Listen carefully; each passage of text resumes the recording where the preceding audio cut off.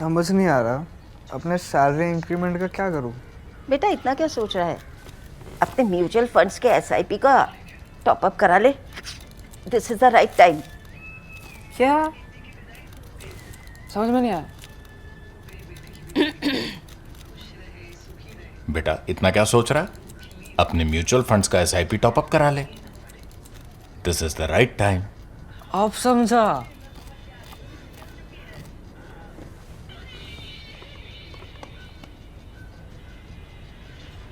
Mutual fund investments are subject to market risks.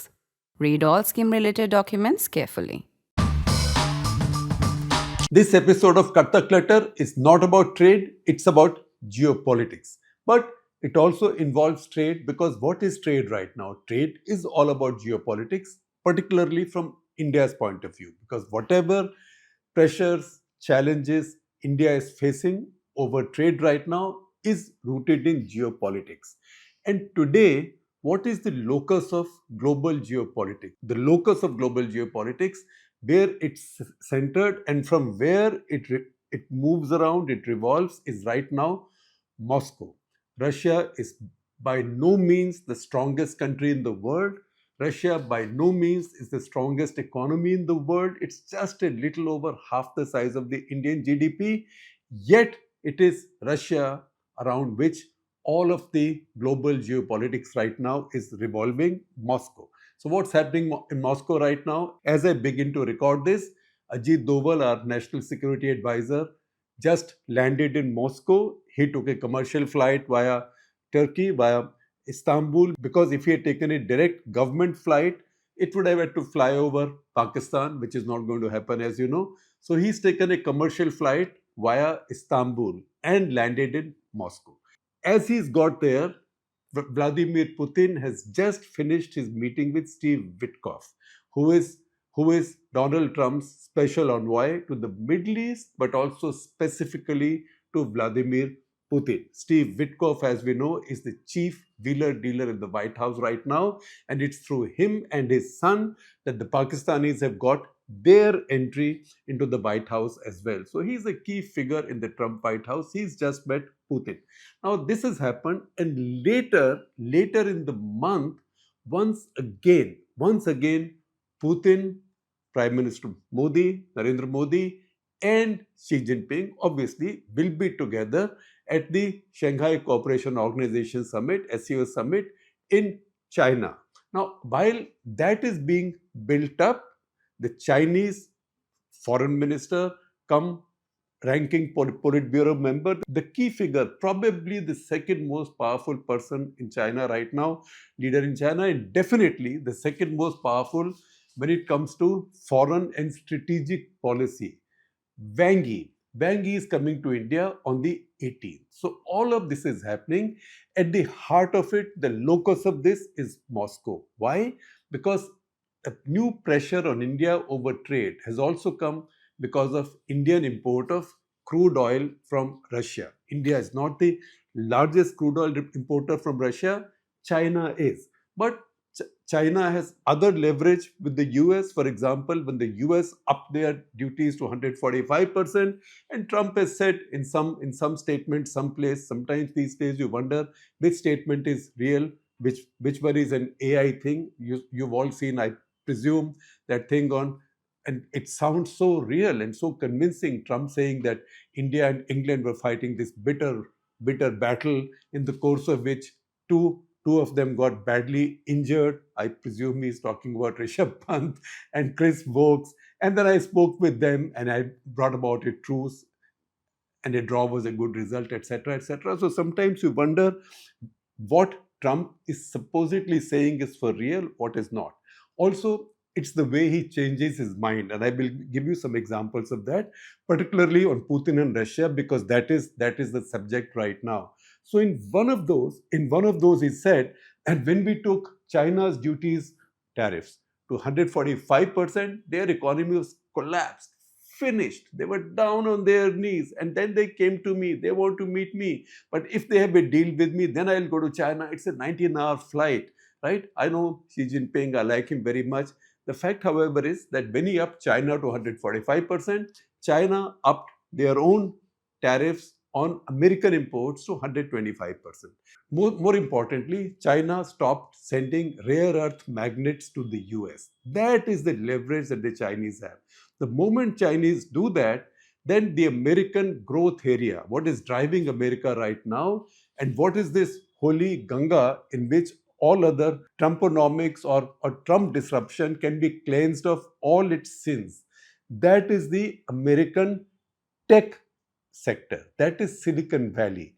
Silicon Valley will come to a standstill. The whole AI march will come to a standstill without these rare earth magnets. So Trump not only eased up, he first signed up on a 90-day reprieve between China and the US, and now they've extended that by another 90 days. Also, Trump has lifted the Biden era restrictions on high-tech exports to China. So China has leverage. That is where India gets targeted because Trump sees India as the most vulnerable in his view, as the most vulnerable of the RIC grouping. RIC grouping is Russia, India, China, because he knows that China has leverage with him. China has a huge trade surplus, but China also has some things which if he denied to the US will suffer quite badly. India doesn't have that leverage. Russia at this point doesn't quite care. Russia is fighting a war. It's an existential challenge for them. More importantly, it's an existential challenge for Vladimir Putin. So he thinks that the better he should be bowling to in this situation is India. In RIC, RIC is also the RIC in BRICS. It's the 3 of the 5 in BRICS. In any case, he's targeted South Africa, but South Africa doesn't count for that much. He's also targeted Brazil big time, in fact, already with 50% tariffs. So he's trying to break up these alliances. In RIC, he's targeting India. So India is being targeted because he actually wants to undermine Russia or weaken Russia or make or persuade Putin to be more quote unquote reasonable. That's because he cannot fight China. He does not want to fight China right now. So he's playing a kind of a game of snooker or billiards, like a pool game, trying to hit one ball to strike the other and pocket the other. That one ball is trying to hit is India, but the ball is trying to pocket is Russia or Putin. That's where he wants a deal because he put so much of his reputation on line by claiming that first of all, this war in Ukraine would not have happened if he was president. Instead of that, and now this is the expression he's just started using for the past 2 days, that numbskull. I've also not heard that expression before. Dim-witted, etc. I've heard, but numbskull, that numbskull Joe Biden, right? He promised this war will be over in 24 hours. War has only got worse after he took over. In fact, there's a joke in Washington, and I believe that is what something heard. Somebody at a higher diplomatic level tells me, European source, somebody tells me that this is what he heard from a senior senator in America, that Trump only promised war will be over in 24 hours. He's right. He never said in which year or in which month. And if anything, Russia has been making progress, very slow progress, but it's making grinding progress. It's a meat grinder. Both sides are losing a lot of troops. It's just that Russia has a lot more to lose in the sense of they can find a lot more troops than Ukraine does, because Ukraine is a much smaller population, less than a third of Russia, and of that also quite a bit of the population has gone overseas. It's living in Poland, Romania, Baltics, Germany, countries like that. So this is an unequal battle or unequal war. That's where he thinks he cannot put pressure on China to stop buying oil from Russia, because that has other consequences. He tried that at the Stockholm meeting between the two trade delegations. The American trade delegation with the Chinese is headed by the American Treasury Secretary, Scott Bessent, so close that Donald Trump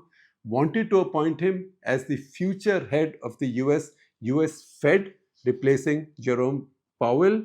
But Trump made a statement saying Scott Bessent said he doesn't want to go because, he wants to work with me. It's a very nice thing, right? So Scott Bessent is like that, very inner circle. He is leading the American delegation in trade talks with China. In the course of one of these talks, the American side did mention 100% secondary tariffs or punitive tariffs for importing oil from Russia. That is what he has now threatened India with. And the Chinese said, we don't accept any such thing. Chinese Foreign Ministry put out a statement that China takes its sovereignty very seriously. And Scott Bessent also did not push back. He said, Chinese are tough negotiators, but I think at the end of the day, there'll be a deal. So that is China's leverage, which Trump thinks India lacks. And that's the reason he thinks if he can get India out of this mix, then that much oil Russia has to find buyers for if India stops buying it. Now, India can argue till cows come home, or maybe they don't come home, that look, even Turkey is buying almost 2/3 of the amount that India is buying. Small Turkey, very small country compared to India, they are buying about 2/3 of the volume that India is buying from Russia. So why is Turkey not being targeted? The fact, however, is this is geopolitics. And Turkey delivers a lot to the Americans. They deliver a lot to the Americans in the Middle East. Whatever Erdogan's pretends, he actually is a very good ally for the Americans and the West in the Middle East. Turkey in the Middle East helps the Western world, particularly America. When we say the Western world, usually that's a proxy or larger term for American interest. He's been helping America in Syria. He's been helping America with the Kurds. He helped America in the war on ISIS in that era. Turkey is a member of NATO. Turkey also houses about 50 to 60 US nuclear bombs, right? So Turkey delivers a lot to the US. That's why Trump is not targeting Turkey. And that's the reason India becomes the sole target in this case. Now we have to watch what happens between Ajit Doval. What message has he taken to the Russians? What message do the Russians give him? What has Putin said to Witkoff? What happens tomorrow? Dramatic things have happened in international relations lately. You might have a situation where Trump says, all right, if Putin's fighting, then I'm really doubling up on military aid to Ukraine. I'll have my satellites lined up. Germany will buy up more Patriot missiles. I can give more of this, more of that. And Ukraine, you fight, and all of Europe, you help Ukraine. We will now defeat Putin. And I will go after anybody who Putin is benefiting from, in which case India will be the prime and the first target. The second possibility, equally plausible, I would say, because these leaders are not nuts. These are strong men of the nationalist right, alpha males of the nationalist right, but they are not nuts. More importantly, they know what's in their interest. So just as Trump, we have seen, is not irrational when it comes to dealing with China, because he knows that if he ratchets it up too much, then his economy will suffer. The tech bros of Silicon Valley, or what C. Raja Mohan in his column in the Indian Express today, of which I will share a link with you, calls them broligarchs. Tech bros who are oligarchs or broligarchs, because their interests will be hurt. They are the biggest supporters of Donald Trump. And Donald Trump also is banking on them and what they are doing with AI, etc., to give American economy a new phase of growth. He has to protect that. That's the reason he's keeping his pangas with the Chinese limited. He's not pushing them beyond a point. Similarly, Putin is also not irrational. You might say that he erred big time in starting the war in Ukraine. Obviously, he miscalculated. He thought the war will be over in 3 days. Did not happen. And also, he did not realize that the Western powers, led by the US, NATO, they will come in such a big way to the aid of Ukraine, because they will see it as a threat to all of the European region. He might have made a mistake, but he's not irrational. So the other possibilities, the first possibility I told you, that he may just decide to escalate Ukraine's war on Putin, saying, "Dekhta hoon, this is between you and me. Let me see who's a bigger daddy. Let me see who wins." That's one possibility that doesn't suit anybody. The other possibility that India will need to also think about is, what if Putin makes a deal? What if Putin and Trump make a deal? And Trump were to say, Putin just laid out his own ceasefire terms. Basically that Ukraine has to withdraw from all of Donetsk, and Luhansk regions, which Putin claims are part of Russia.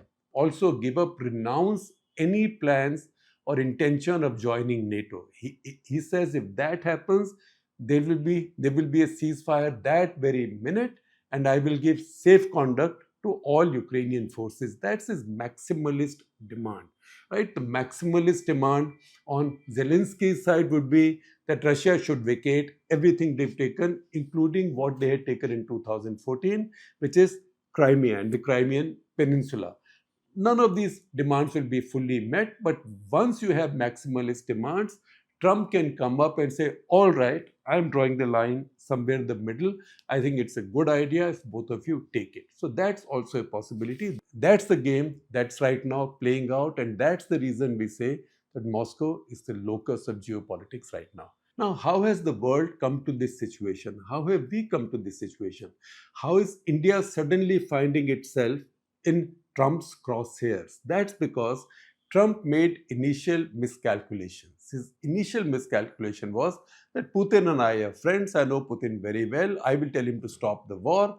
Zelensky, I can order anyway. He'll follow my orders and I will stop the war. That's the promise he made, because he sees himself, and he's also sold this to his base, his MAGA base, and also his supporters within White House, etc., as a man of peace. So he wants to go down as a man of peace. When he talks about Nobel Prizes, he's also telling you that he wants to be remembered by history as a man of peace, somebody who made peace. I will only give you a rundown of what he has said on some particular dates: Jan 7, Feb 1, Feb 13, March 17, March 31, April 24, May 12, May 24, June 4, July 4, that's the American Independence Day. Now in that period, 6-month period between Jan 7 this year and July 4 this year, he's gone from praising Putin. Jan 7, he said that he sympathized with the Russian position that Ukraine should not be a part of NATO. Trump lamented that he will not be able to meet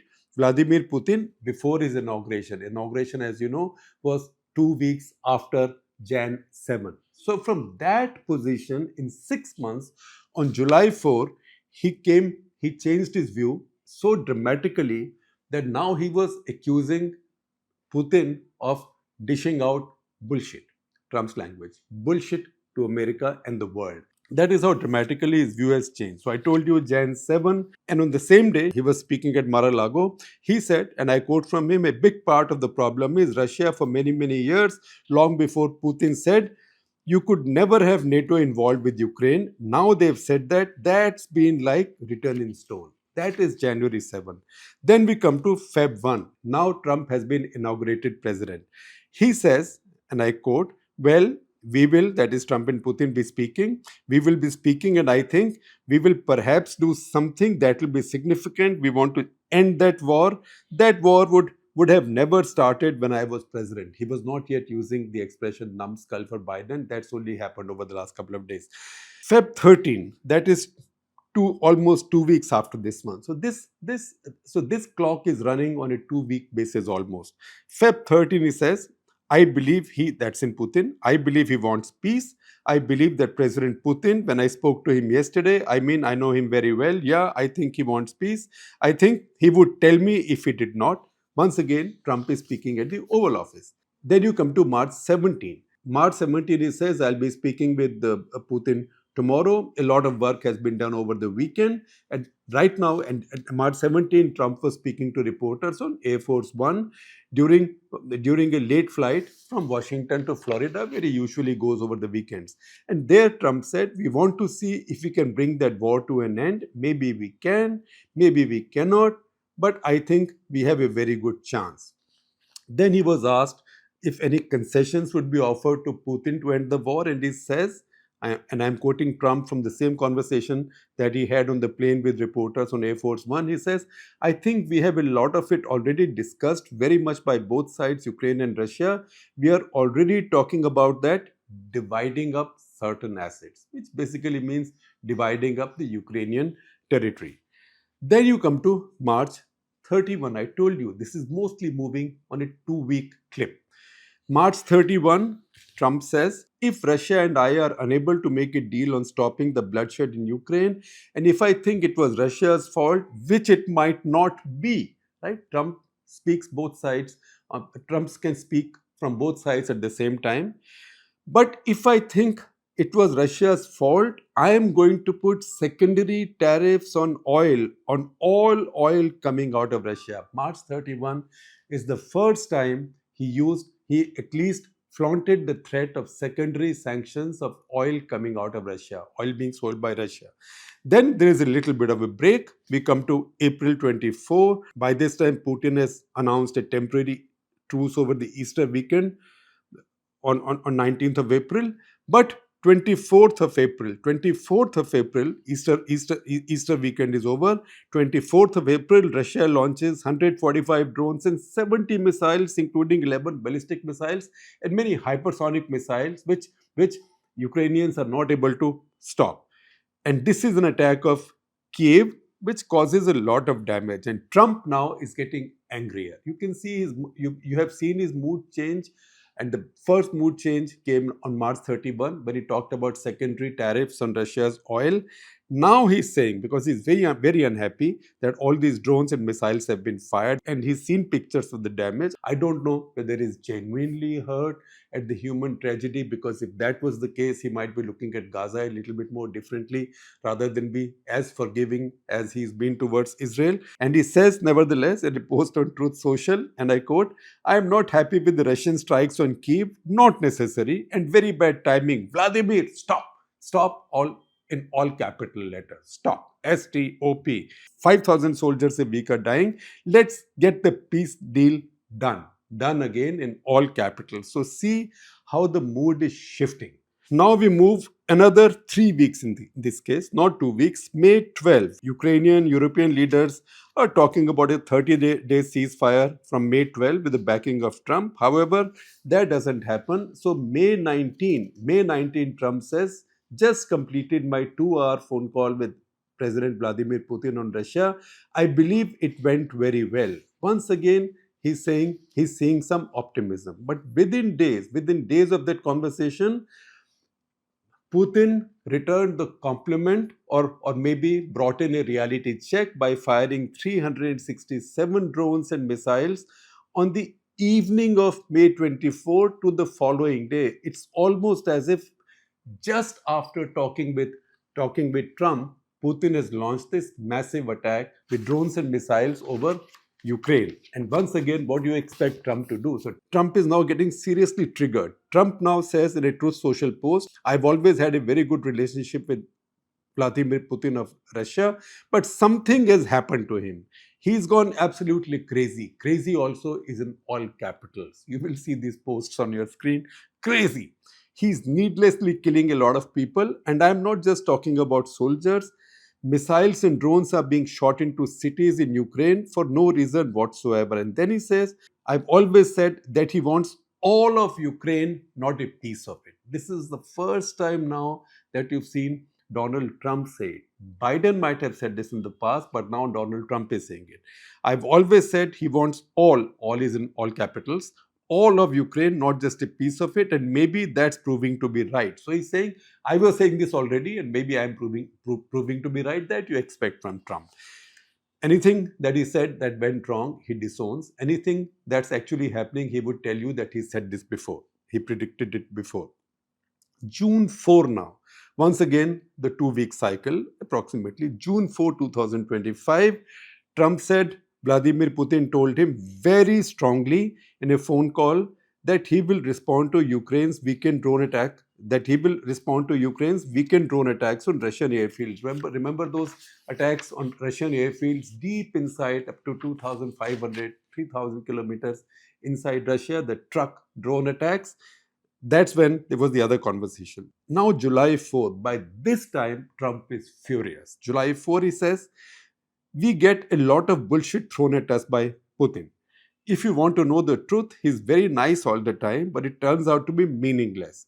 And he said this during a cabinet meeting. And then he said, "We are not happy with Putin. I'm not happy with Putin. I can tell you that much right now, because he's killing a lot of people and a lot of them are his own soldiers." Since then, it's all been downhill. for Trump with Putin. So 28th of July, he was then in the UK. He was talking with Keir Starmer, and he said, "I'm going to make a new deadline of about 10 to 12 days from today. August 8, just this Friday, is the deadline." And the Steve Witkoff visit is pretty much on the eve of that deadline to see if that deadline will be extended, if a deal can be done before that. And between Putin and Trump, you don't know how this might end up. Putin may just negotiate a mini deal or a mini reprieve by saying something like, "All right, I will stop the bombing of Ukrainian cities in exchange for a postponement of punitive tariffs or secondary tariffs." We don't know how this will happen. Putin is very capable of offering something like this. Trump is entirely capable also of accepting something like this and declaring victory. It might be a case of "Tumhari bhi jai jai, hamari bhi jai jai, na tum hare na hum hare," and then we'll see what happens tomorrow. So all bets are off right now. And that's how the two sides are playing hardball right now. And you know what? Because the Americans are involved on one side, you could even say this is like a game of chicken with nukes on both sides. And in the same angry statement on 28th of July, with Keir Starmer there, Trump says, and I quote, "There is no reason in waiting. We just don't see any progress being made. We thought we had settled numerous times, and then President Putin goes out and starts launching rockets into some city like Kiev and kills a lot of people in a nursing home or whatever. I say that's not the way to do." So that's where we are, and that is around time he's also beginning to turn on India on oil purchases. So first of all, he says, "I will take India's tariffs to 25% because India's trade negotiations are not moving, etc., etc. We do very little business with them." What he means is, he says India does a lot of business with us, which means India exports a lot to us, but we don't export much to India because India is the most obnoxious, his language, most obnoxious non-tariff barriers, plus very high tariffs. It's the tariff king. Then his language gets angrier. "I don't care what India does with Russia. They can take their dead economies down together for all I care." And then July 30, he posts in all capitals, "We have a massive trade deficit with India," with 3 signs of exclamation. So what does it mean? If you put it all together, you know all of this is his squeeze play on Putin. That is to say that if I can squeeze India to reduce buying your oil, then the only source of income you have will also begin to diminish. Can you really afford that war? That is what India has got into right now. That's where Putin's making his own calculations, Xi Jinping is making his own, Trump is playing his game. India has to navigate this situation. It's in this situation that Ajit Doval is right now in Moscow. He will meet Putin and his counterpart, Sergei Shoigu, after Putin has met Steve Witkoff. And soon enough, then there'll be Bangi in India. And then later in the month, as we told you earlier, there'll be the Shanghai Cooperation Organization meeting where Xi Jinping, Narendra Modi, and Vladimir Putin will be together. That will take place in Tianjin in China.